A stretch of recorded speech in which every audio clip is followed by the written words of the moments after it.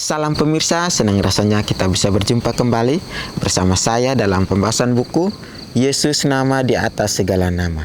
Buku ini ditulis oleh Nyonya Ellen G. White yang dalam tulisan lain, Yesus adalah Alfa dan Omega, pencipta langit dan bumi, pemberi setiap pemberian yang baik dan sempurna, dan pemikul beban besar kita. Kepada mereka yang hancur oleh dosa, Dia menawarkan juru selamat yang sempurna, perantara yang agung, perantara yang maha kuasa, dan kapten keselamatan kita. Ini adalah ajakan untuk kita, biar kita tetap teguh di dalam jalan-jalannya Tuhan. Biar kita tetap teguh bersandar hanya pada Tuhan saja. Karena setiap apapun yang kita hadapi dengan keluh kesah kita, dengan penderitaan kita hanya boleh utarakan itu di dalam nama Tuhan. Karena Dialah yang sanggup mendengar akan semua beban yang kita utarakan. Dan biarlah dengan kesempatan kali ini kita dapat membuka hati kita untuk terus memberikan Tuhan untuk dapat menyelidiki dan menilik hati kita masing-masing dengan sebuah pengorbanan, dengan sebuah talenta yang diberikan kepada kita. Dan pada saat ini kita akan masuk dalam pembahasannya dengan judul Sang Pangeran Para Pengkhotbah. Ayat intinya terdapat dalam Yohanes 7 ayat 46. Jawab penjaga-penjaga itu, belum pernah seorang manusia berkata seperti orang itu. Setelah penetapan para muridnya, Kristus memberikan khotbah di atas bukit. Pelajaran ini diberikan kepada seluruh umat manusia untuk menjadikan hukum atas setiap kewajiban dan terang surga. Harapan dan penghiburan mereka dalam kesedihan itu adalah ucapan berkat surga bagi dunia, suara dari takhta Allah. Dan di sini sang pangeran para pengkhotbah, guru agung, mengucapkan kata-kata yang diberikan Bapaknya kepadanya untuk diucapkan. Dia adalah hikmat abadi yang bersama-sama dengan Bapa sebelum dunia diciptakan.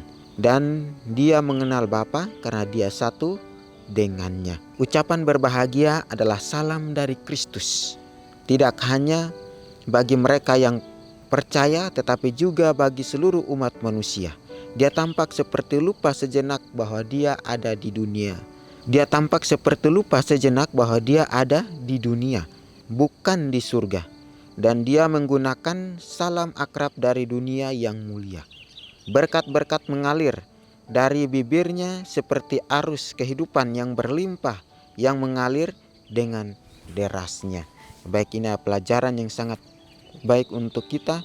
Di sini dikatakan kembali pada waktu Yesus bersama murid-muridnya, mereka menceritakan atau mereka sedang khotbah.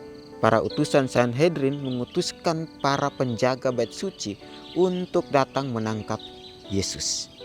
Tetapi apa yang kita lihat dari itu? Mereka pergi, utusan-utusan atau penjaga-penjaga bait suci ini datang untuk mau menangkap Kristus. Tetapi disitulah mereka sampai. Mereka mendengar perkataan-perkataan Kristus yang ramah.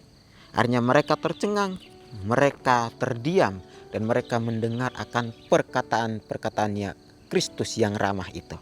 Dan mereka berkata, tidak pernah seorang mengatakan seperti orang ini. Ya, sangat luar biasa. Padahal mereka mau menangkap. Tetapi apa yang mereka lakukan? Mereka kembali kepada Sanhedrin. Dan mereka menceritakan semua hal itu. Sanhedrin pun marah dan murka terhadap mereka.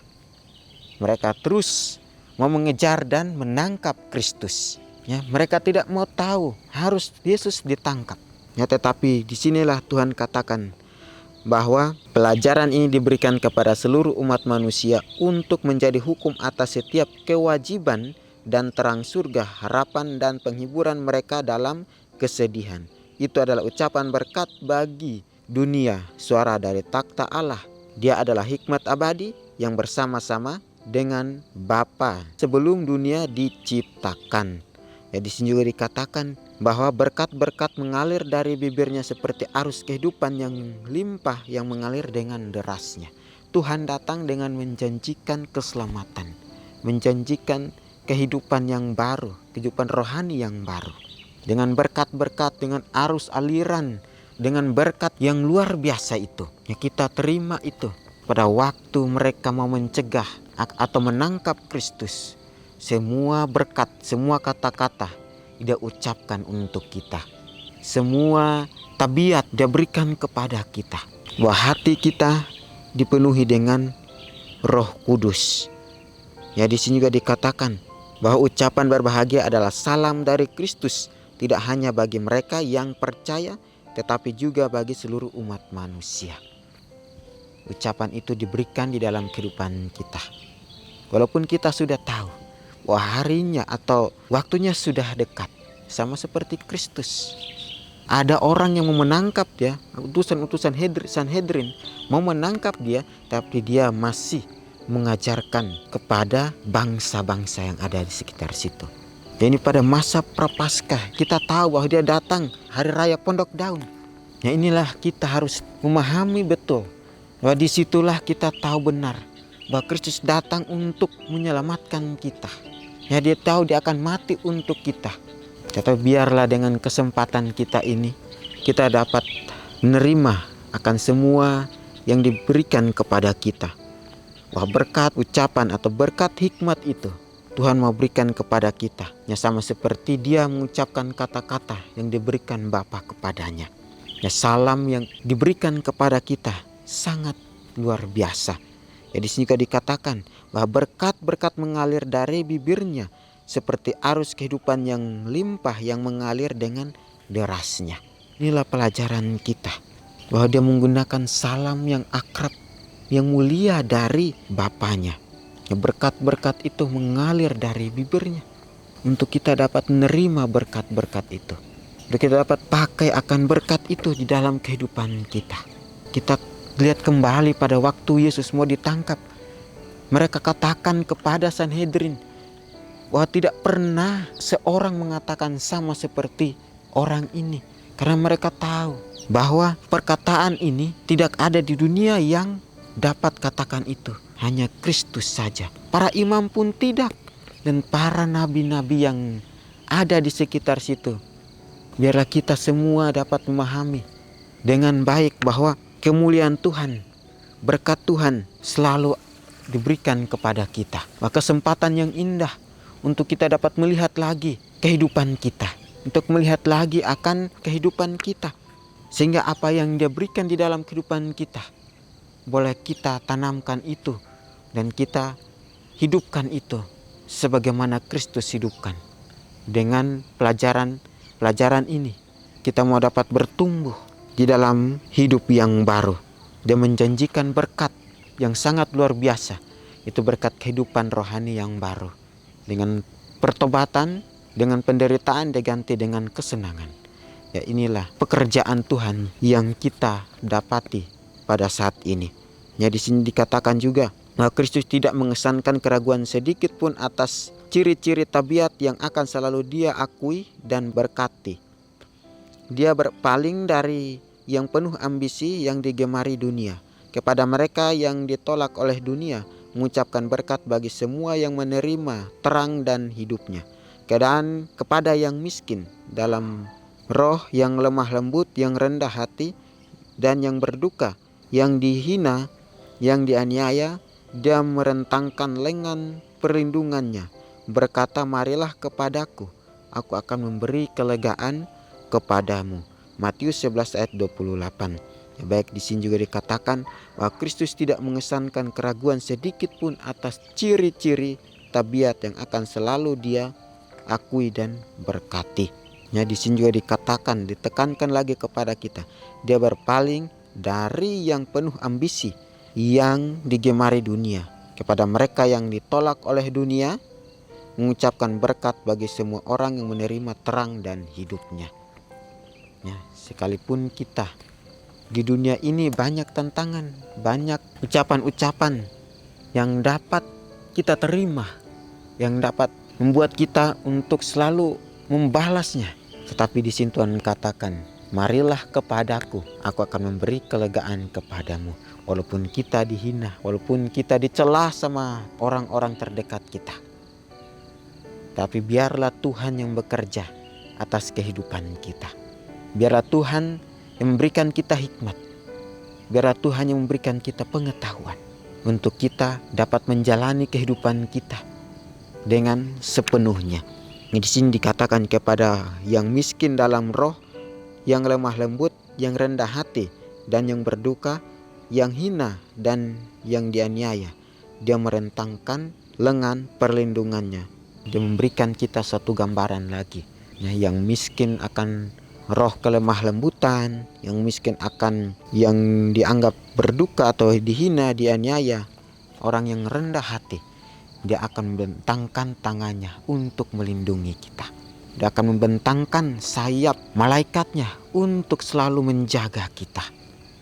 Dengan kuasa Roh Kudus dapat menuntun kehidupan kita dari sejak sekarang ini sampai selama-lamanya. Bila kita mau terus bersandar hanya pada Kristus saja. Dan biarlah dengan semua yang kita dapati, semua yang kita pelajari saat ini, biarlah semua itu menjadi berkat, menjadi suatu pedoman untuk kita terus mau datang kepada Tuhan. Karena Tuhanlah sang pangeran para pengkhotbah kita. Dialah guru-guru kita. Dialah teman atau sahabat yang baik untuk kita.